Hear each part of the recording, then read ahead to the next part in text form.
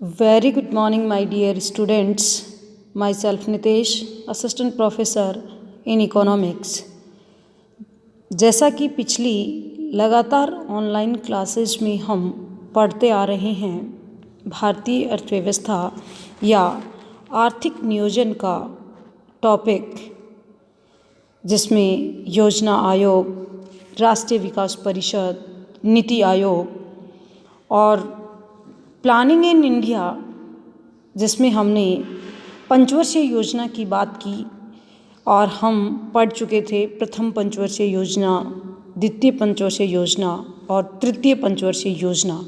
और हमने देखा कि 3 पंचवर्षीय योजना के बाद प्रथम योजना अवकाश लिया गया और प्रथम योजना अवकाश 1966 से 1967, 1967 से 1968 और 1968 से 1969 3 वर्ष तक एक वर्ष की पंचवर्षीय योजनाएं बनाई गई।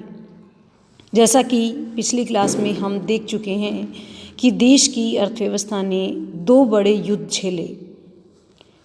पाकिस्तान के साथ युद्ध 1965 में और चाइना के साथ युद्ध 1962 में, और उसके बाद भीषण सूखे की वजह से भारतीय अर्थव्यवस्था इस स्थिति में नहीं थी कि कोई नई पंचवर्षीय योजना की शुरुआत की जाए, क्योंकि नई पंचवर्षीय योजना को शुरू करने के लिए हमारे पास बजट नहीं था।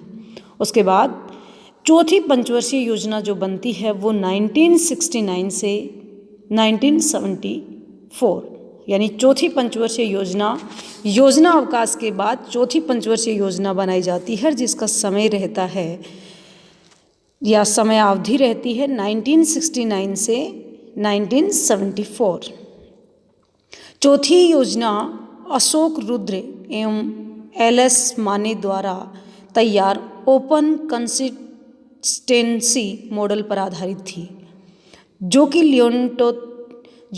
लियोनटिफ द्वारा निर्मित आगत निर्गत मॉडल से प्रेरित तथा इसमें 30 क्षेत्र शामिल किए गए थे। चौथी योजना का मुख्य उद्देश्य स्थायित्व के साथ विकास व आर्थिक आत्मनिर्भरता की प्राप्ति तथा इसमें समाजवादी समाज की स्थापना को विशेष रूप से लक्षित किया गया था। यानी चौथी पंचवर्षीय योजना में जो हमारा मॉडल है वो आगत निर्गत मॉडल पर आधारित था। इसमें 30 क्षेत्र हमने शामिल किए और चौथी योजना का जो मुख्य उद्देश्य था वो था स्थायित्व के साथ विकास। इस योजना के अन्य उद्देश्यों में राष्ट्रीय आय व रोजगार के अवसरों में वृद्धि करना, आय व संपत्ति वितरण तथा क्षेत्रीय असमानताओं को दूर करना और आधारभूत एवं भारी उद्योगों पर विशेष बल देते हुए तीव्र गति से औद्योगिक विकास करना। इस योजना में सर्वाधिक महत्व कृषि एवं संबद्ध क्षेत्र को देते हुए इसे 24.8% राशि आवंटित की गई। गॉडगिल रणनीति का संबंध इसी योजना से है। इस योजना में विकास दर का जो लक्ष्य है वो 5.7% रखा गया, जबकि वास्तव में जो विकास दर हमने प्राप्त की वो 3.2%, अर्थात विकास दर का लक्ष्य हमने 5.7% रखा गया और वास्तव में जो ग्रोथ रेट हमने हासिल की वो 3.2%, यानी लक्ष्य से कम विकास दर हमने इस योजना में हासिल की। राष्ट्रीय आय में केवल 1.1% की वृद्धि दर्ज की गई। इस योजना अवधि में 14 वाणिज्य बैंकों का राष्ट्रीयकरण किया गया और MRTP monopolistic and restrictive trade practice MRTP आयोग की स्थापना की गई एवं रोजगार गारंटी योजना एजुकेशन गारंटी स्कीम EGS का भी प्रारंभ इस योजना में किया गया। उसके बाद पांचवी पंचवर्षीय योजना की समयावधि रहती है 1974 से 1979। जो पंचवर्षीय योजनाएं हैं वो 5 ईयर्स की बनती हैं। तो ये 5वीं पंचवर्षीय योजना का जो टाइम पीरियड है वो 1974 से 1979 रहता है।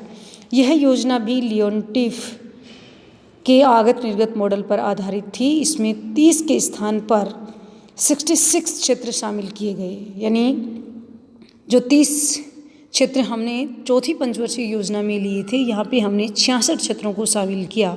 इस योजना का मुख्य उद्देश्य गरीबी उन्मूलन और आत्मनिर्भरता था। इसके अतिरिक्त इस योजना में निम्नलिखित लक्ष्य निर्धारित किए गए। 5वीं पंचवर्षीय योजना का जो मुख्य लक्ष्य है वो है गरीबी उन्मूलन और आत्मनिर्भरता प्राप्त करना। जो अन्य लक्ष्य निर्धारित किए गए वो इस प्रकार से हैं: प्राथमिक शिक्षा, पेयजल, ग्रामीण स्वास्थ्य सेवाएं, पोषण, ग्रामीण आवास, ग्रामीण सड़क, ग्रामीण विद्युतीकरण जैसे न्यूनतम आवश्यकता कार्यक्रम पर जोर, आयात प्रतिस्थापन व निर्यात संवर्धन, अनावश्यक उपभोग पर कड़ा प्रतिबंध, न्यायपूर्ण मजदूरी और कीमत नीति। ये थी हमारी 5वीं पंचवर्षीय योजना। और सामाजिक, आर्थिक एवं क्षेत्रीय असमानता को कम करना, खाद्यान्न एवं भंडार एवं सार्वजनिक वितरण प्रणाली का विस्तार। इसी योजना के दौरान वर्ष 1975 में 20 सूत्री कार्यक्रम शुरू किया गया।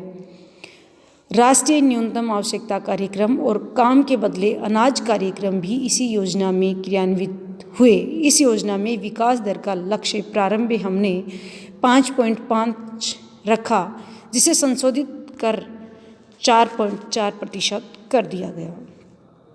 उसके बाद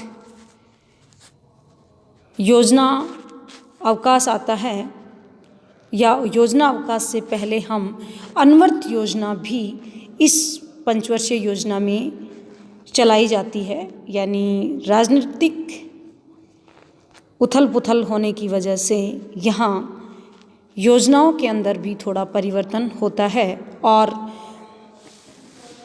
अनवर्त योजना जिसका समय रहा है 1978 से 1980, जनता पार्टी की सरकार द्वारा 5वीं पंचवर्षीय योजना को वर्ष 1978 में ही समाप्त करके 1 अप्रैल 1978 से 31 मार्च 1980 तक के लिए अनवर्त योजना प्रारंभ की गई।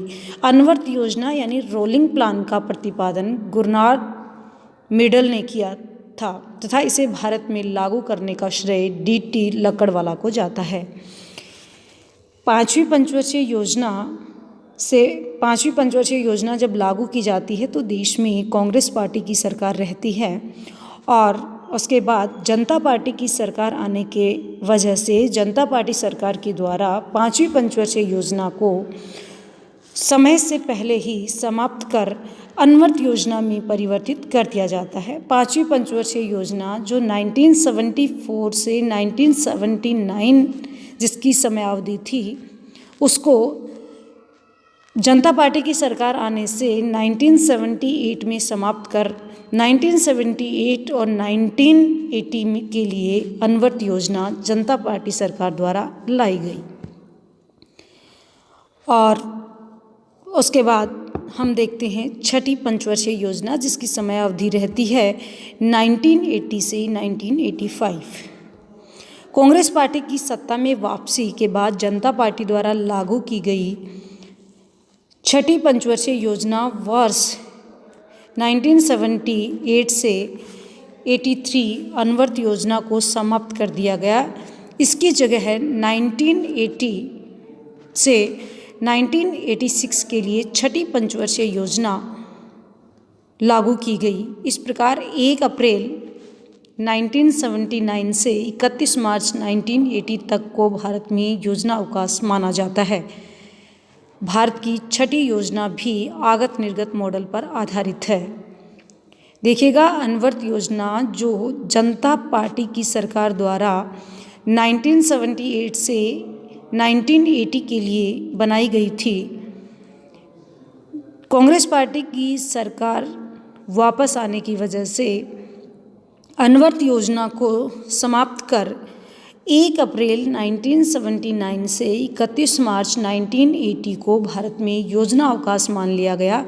ये दूसरा योजना अवकाश था और उसके बाद 1980 से 1985 के लिए छठी पंचवर्षीय योजना का निर्माण कर दिया गया। इस योजना का मुख्य लक्ष्य गरीबी निवारण, आर्थिक विकास, आधुनिकीकरण, आत्मनिर्भरता तथा सामाजिक न्याय स्थापित करना था। गरीबी एवं बेरोजगारी दूर करने के लिए कई महत्वपूर्ण कार्यक्रम जैसे एकीकृत ग्रामीण विकास कार्यक्रम, जिसे integrated rural development programme IRDP, राष्ट्रीय ग्रामीण रोजगार कार्यक्रम national rural development programme NREP, ग्रामीण भूमिहीन रोजगार गारंटी कार्यक्रम, rural landless employment guarantee programme RLEGP, TRYSEM व द्वारका development of women and children in rural area द्वारका लागू किया गया। इस योजना को प्रोस्पेक्टिव प्लानिंग कहा जाता है। इस योजना में 5.2% वृद्धि दर का लक्ष्य निर्धारित किया गया जबकि वास्तव में उपलब्धि 5.44% रही। इस दौरान प्रति व्यक्ति आय में 3.2% की वृद्धि दर्ज हुई। इस प्रकार आज की क्लास में हमने पढ़ा चौथी पंचवर्षीय योजना, पांचवी पंचवर्षीय योजना और छठी पंचवर्षीय योजना। चौथी पंचवर्षीय योजना जो आगत निर्गत मॉडल पर आधारित थी, जिसमें 30 क्षेत्रों को हमने शामिल किया था और गॉडगिल रणनीति का संबंध भी इसी योजना से है। और इस योजना में जो मुख्य लक्ष्य था वो था स्थायित्व के साथ आर्थिक विकास। और इस योजना के अंदर 14 बड़े वाणिज्य बैंकों का राष्ट्रीयकरण किया गया था। पांचवी पंचवर्षीय योजना, जिसमें 30 क्षेत्रों के स्थान पर हमने 66 क्षेत्र शामिल किए। गरीबी उन्मूलन और आत्मनिर्भरता इस योजना का मुख्य लक्ष्य था।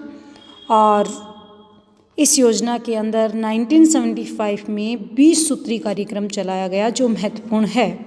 उसके बाद जनता पार्टी की सरकार के द्वारा 1978 से 1980 तक के लिए अनवरत योजना चलाई गई, लेकिन कांग्रेस पार्टी की सरकार वापस आने की वजह से अनवरत योजना को बंद कर 1979 से 1980 तक को दूसरा योजना अवकाश मान लिया गया और 1980 से 1985 के लिए छठी पंचवर्षीय योजना शुरू कर दी गई। यह योजना भी आगत निर्गत मॉडल पर आधारित थी। इसमें कई प्रकार के राष्ट्रीय रोजगार कार्यक्रम चलाए गए, इसमें एकीकृत ग्रामीण विकास कार्यक्रम, राष्ट्रीय ग्रामीण रोजगार कार्यक्रम, ग्रामीण भूमिहीन रोजगार गारंटी कार्यक्रम और ट्राइसम और द्वारका जैसे महत्वपूर्ण कार्यक्रम इस छठी योजना में शुरू किए गए। और इस योजना को प्रोस्पेक्टिव प्लानिंग भी कहा जाता है। विकास दर अपने लक्ष्य से अधिक रही। इस प्रकार आज की क्लास में हमने चौथी, पांचवी और छठी पंचवर्षीय योजनाओं का विस्तृत अध्ययन किया। अगली क्लास में हम पढ़ेंगे आगे की पंचवर्षीय योजनाएं, यानी आगे की पंचवर्षीय योजनाओं पे हम बात करेंगे। Thank you so much.